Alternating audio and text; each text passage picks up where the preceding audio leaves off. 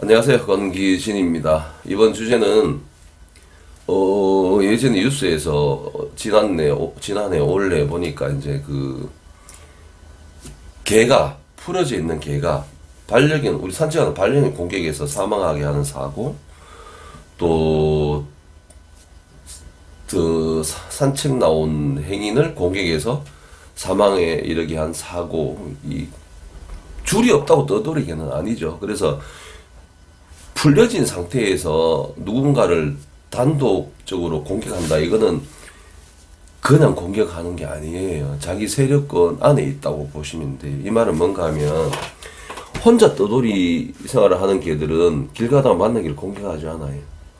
얘에게는 공격해서 이걸 죽이거나 쫓아보내는 것보다는 내가 안전한 게 먼저입니다. 내가 안전한 게. 괜히 섣부르게 공격했다가 나도 어떤 일을 당할지 모르기 때문에 항상 조심하고 상대를 파악하는데 시간을 투자해요. 근데 우리 집이 근처에 있다. 이거 뭐 산길에서 만났는데 얘가 공격해요. 막 겁줘요. 그 개가 사는 집이 그 인근에 있어요. 그리고 거기를 자주 지나다닌 개이죠. 그리고 혹은 그 근처에 자기 무리 개 또는 그 사람, 가족이 근처에 있다.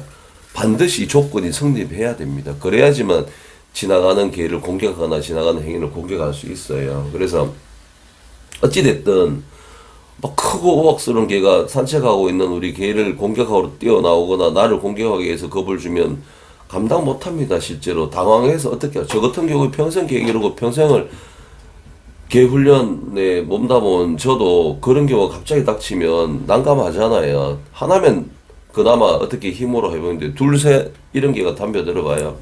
멘붕 오죠. 그래서 가장 안전하고 우리가 효과적으로 이런 상황을 모면할 수 있으려면, 제가 예전에 영상에서도 이 스프레이 파스의 그 유용성에 대해서 말씀을 드린 적이 있는데요. 약국에서 파는 스프레이 파스 있죠. 운동할 때 뿌리는, 타박새 뿌리는 이 파스를 강아지 데리고 산책할 때 또는 내가 들이나 외진 곳을 산책할 때 꼭 챙겨 댕기세요. 이 파스가 가지고 있는 이 자극은 어지간한 개들은 다 그냥 도망가고 물러서요. 우리 강아지 물러갔다가 계속 뿌려보세요. 물러서요. 나 물러 쫓아왔다 계속 뿌려보세요. 도망가죠. 그 자리에서. 포기하고 물렀습니다. 제가 20대 초중반에 개 훈련을 배워 보겠다고 이제 그 훈련소에 이 생활을 했어요. 하는데 그 당시에 개들이 이제 좁은 견사에 생활하고 막 이렇게 배변하고 훈련하고 왔다 갔다 교차를 하면서 자칫하면 싸움이 붙어요. 흥분한 상태로 들락거리기 때문에. 그래서 그때 거기에서 스프레이 파스를 제가 쓰는 걸 처음 봤죠. 그래서 싸울 때 계속 뿌려요. 얼굴에, 코에. 그러면 다 물었던 것도 나아요. 그리고 피해요.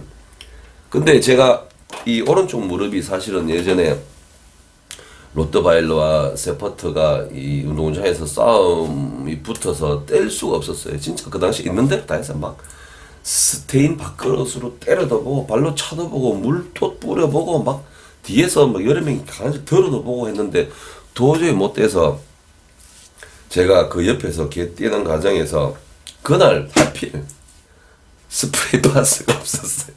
이놈의 거 다 쓰면 계속 보충해야 되는데 다 쓰면 나중에 사지 이래서 안 사잖아요. 하필 그 거친 두 마리가 그 세파트의 대장, 왕이라고 부르네요. 로트바일러 대장이라고 보니 두 놈이 붙어버렸네. 뛸 방법이 없네. 파스 뿌린데 그냥 바람만 피 나와요.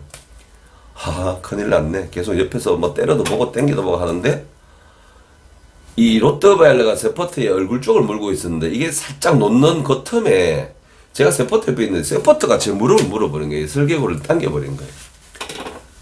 그날 저는 태어나서 내가 외부 충격으로 뭐 이 더 큰 충격을 받는 경우도 있지만 이런 경우에 이렇게 몸이 아플 수도 있냐. 온몸이 진짜 삭신이 아프다 그러죠. 정말 가만히 있지도 못할 정도로 입에서 막 나쁜 소리 나올 정도로 너무너무 아팠어요. 급성 관절염에 걸려서 지금도 이 무릎 때문에 고생을 합니다. 이미 20년 그때 그 스프레이 파스 있으면 안 다쳤을 거예요. 그러면 그때 그 험악한 둘이가 붙었을 때 스프레이 파스를 어떻게 뗐어요? 궁금하시죠? 모기약 뿌려봤거든요. 모기약 절대 안 돼. F킬러 절대 안 돼.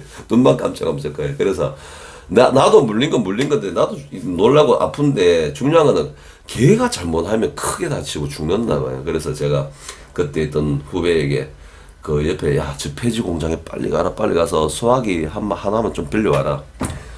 소화기 싸서 대냈어요. 소화기는 진짜 쏘는 순간 호랑이도 도망갈 거예요.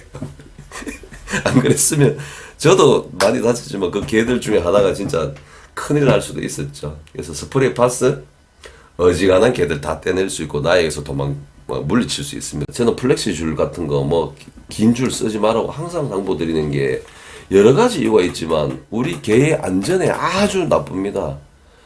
제가 아는 경우 중 이런 경우 있었어요. 플렉시 줄 길게 해서 산책하는데 이 아주머니가 산책하시다가 딴 데 이제 신경 쓰고 가고 있었는 거예요. 우리 개는 줄이 막 저렇게 늘어나서 막 이렇게 구경하다가 남의 집 대문 밑으로 이렇게 얼굴을 탁 넣었어요. 그 안에 개가 있어요. 큰 개가.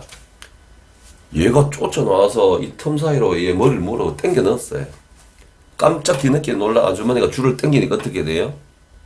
안에 있던 큰 게 어떻게 되겠어요? 더 세게 물어당겼죠. 끌려 들어가서 강아지가 죽어버렸어요. 절대 긴 줄 가지고 산책하지 마세요. 어떤 상황이 일어날지도 모릅니다. 그래서 이런 경우도 안타깝지만 당황하면 우리가 땡겨내는 게 급하죠. 본성적으로. 하지만 이런 경우에도 파스만 있어 보세요. 얼른 쫓아가서 뿌려보세요. 어떤 개가 우리 개를 물고 있어 다 나와요. 스프레이 파스 꼭 챙겨 다니세요. 그래서 제가 예전에 지금 사라진 제 채널에서 이 영상이 올라갔었잖아요. 이거 보고 스프레이 파스 구비하고 다니는 분들 제가 자주 만나거든요. 어디서 산책길에서도 너무너무 고맙더라고요. 근데 그분들이 저한테 고맙다고 해요. 그래서 서로 고맙습니다.